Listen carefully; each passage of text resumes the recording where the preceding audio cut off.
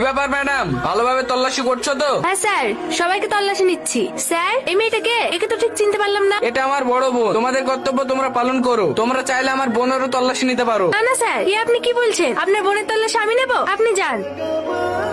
কি হচ্ছে এটা?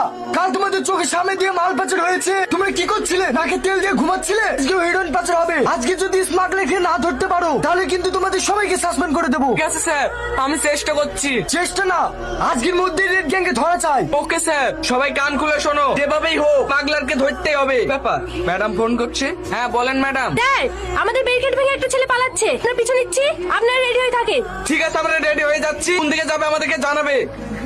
এই দাঁড়া বলছি, দাঁড়া।